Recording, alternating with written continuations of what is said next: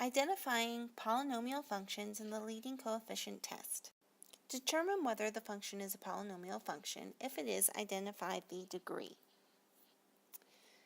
In order to determine if we have a polynomial function, we want to look at each term in the polynomial. Our first criteria is that all of the coefficients in front of the variables must be real numbers. So we can't have any imaginary numbers or numbers with I in them, or square roots of negative numbers. So if we look at each coefficient, we have 5, we have pi, and we have 1/6. So each of those numbers are real numbers. So it fits that criteria. The second criteria is that we must have non-negative whole numbers as our exponents.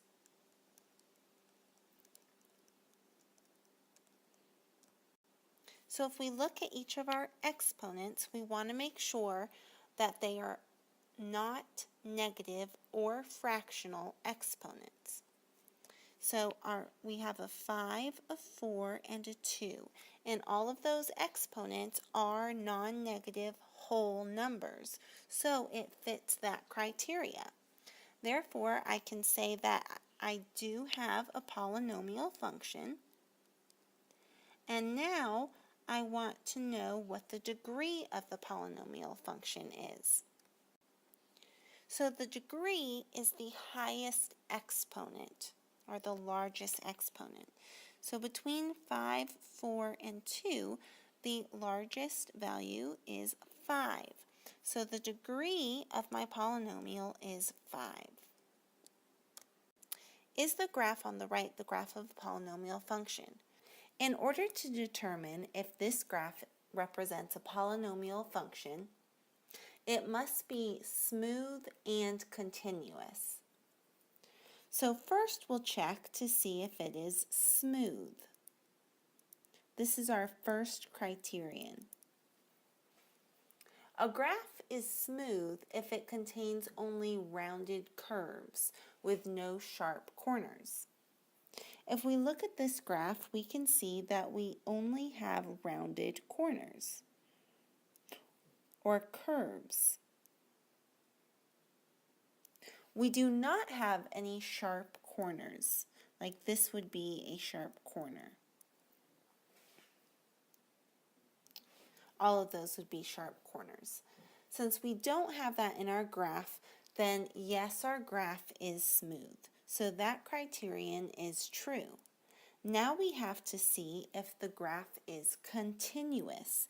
This is the second criterion to make sure that our graph represents a polynomial function. A continuous graph means that the graph has no breaks and can be drawn without lifting your pencil from the coordinate system. So if we start tracing this graph, I'll start on the left side and trace this portion of the graph. But if you'll notice, I have to pick up my pen in order to trace the other section of the graph. That's because this graph has breaks in the graph. It's not continuous. So this graph does not meet the second criterion. That means that this graph is not a polynomial function.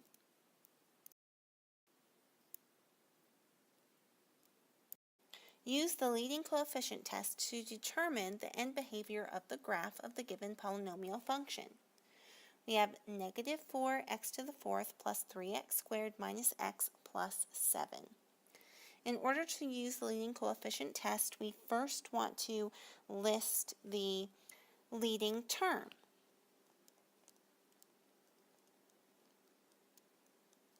So the leading term is the term that has the highest exponent. So that's going to be negative 4x to the fourth. Next, we'll list the degree of the polynomial, And again, the degree is the highest exponent, so that would be 4. And then we want to list the leading coefficient. So that's the number in front of the x value of the leading term.